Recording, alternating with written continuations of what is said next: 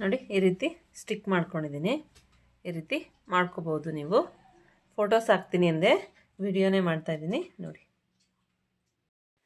Hi, ಇವತ್ತು ಯಾವುದ್ರ ಬಗ್ಗೆ ವಿಡಿಯೋ ಮಾಡ್ತಾಯಿದ್ದೀನಿ ಅಂದರೆ ಫ್ಯೂಸಿಂಗ್ ಬಗ್ಗೆ. ಕೆಲವರು ಕ್ಯಾನ್ವಾಸ್ ಅಂತಾರೆ, ಫ್ಯೂಸಿಂಗ್ ಅಂತಾರೆ, ಮತ್ತು ಇನ್ನೂ ಏನೇನೋ ಹೇಳ್ತಾರೆ. ಅದ್ರ ಬಗ್ಗೆ ಇವತ್ತು ವಿಡಿಯೋ ಮಾಡ್ತಾಯಿದ್ದೀನಿ. ಇನ್ನು ಯಾರೆಲ್ಲ ನನ್ನ ಚಾನಲ್ ಸಬ್ಸ್ಕ್ರೈಬ್ ಮಾಡ್ಕೊಳ್ಳದೆ ನೋಡ್ತಾ ಇದ್ದೀರಾ, ದಯವಿಟ್ಟು ಸಬ್ಸ್ಕ್ರೈಬ್ ಮಾಡ್ಕೊಳ್ಳಿ. ಇದೇ ರೀತಿ ಟಿಪ್ಸ್ಗಳನ್ನ ಕೊಡ್ತಾ ಇರ್ತೀನಿ, ಯೂಸ್ ಆಗುತ್ತೆ ನಿಮಗೆ ಟೈಲರಿಂಗಿಗೆ. ಓಕೆನಾ? ಬನ್ನಿ ಇವಾಗ ವಿಷಯ ಏನಂತ ಹೇಳ್ತೀನಿ.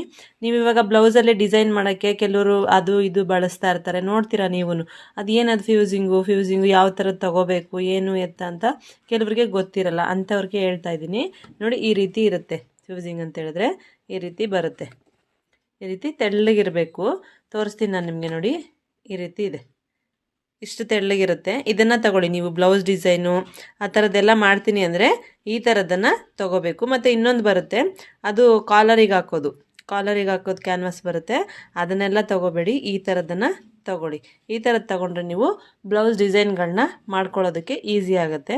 ಮತ್ತು ಕೆಲವು ಫೋಟೋಸ್ ಹಾಕ್ತೀನಿ ನೋಡಿ, ಯಾವ ರೀತಿ ಮಾಡ್ಕೋಬೋದು ಅಂತ. ಆ ಥರ ಮಾಡ್ಕೋಬೋದು. ಮತ್ತು ಇದನ್ನು ಇಟ್ಬಿಟ್ಟು ನೀವು ಐರನ್ ಕೂಡ ಮಾಡ್ಕೋಬೋದು. ಐರನ್ ಮಾಡಿಕೊಂಡ್ರೆ ಸ್ಟಿಫಾಗಿ ಹಂಗೆ ಕೂತ್ಕೊಳ್ಳುತ್ತೆ. ನೀವು ಯಾವ ಡಿಸೈನ್ ಮಾಡಿರ್ತೀರ ಆ ಡಿಸೈನ್ನ ನಿಮ್ಗೆ ಎಲ್ಲಿಗೆ ಬೇಕೋ ಅಲ್ಲಿಗೆ ಇಟ್ಬಿಟ್ಟು ಐರನ್ ಮಾಡಿದ್ರೆ ಆ ಫ್ಯಾಬ್ರಿಕ್ ಮೇಲೆ ನೀಟಾಗಿ ಕೂತ್ಕೊಳ್ಳುತ್ತೆ. ಮತ್ತು ಐರನ್ ಬೇಡ ಅಂತ ಹೇಳಿದ್ರೆ ನೀವು ಗಮ್ ಹಾಕ್ಬೋದು. ಸ್ಟೋನ್ ಎಲ್ಲ ಸ್ಟಿಕ್ ಮಾಡೋ ಗಮ್ ಬರುತ್ತಲ್ಲ, ಆ ಗಮ್ನ ಹಾಕಿ ಕೂಡ ಇದನ್ನು ಅಂಟಿಸ್ಬೋದು. ನಾನು ಗಮ್ನೇ ಯೂಸ್ ಮಾಡೋದು, ಹಾಗಾಗಿ ಎರಡೂ ರೀತಿ ಯೂಸ್ ಮಾಡ್ಬೋದು. ಹಾಗಾಗಿ ನಿಮಗೆ ಹೇಳ್ತಾ ಇದ್ದೀನಿ. ಈ ಟಿಪ್ಸ್ ಇಷ್ಟ ಆದರೆ ದಯವಿಟ್ಟು ನನ್ನ ಚಾನಲ್ನ ಸಬ್ಸ್ಕ್ರೈಬ್ ಮಾಡ್ಕೊಳ್ಳಿ. ಸಿಗ್ತೀನಿ ನೆಕ್ಸ್ಟ್ ವಿಡಿಯೋದಲ್ಲಿ. ಬಾಯ್.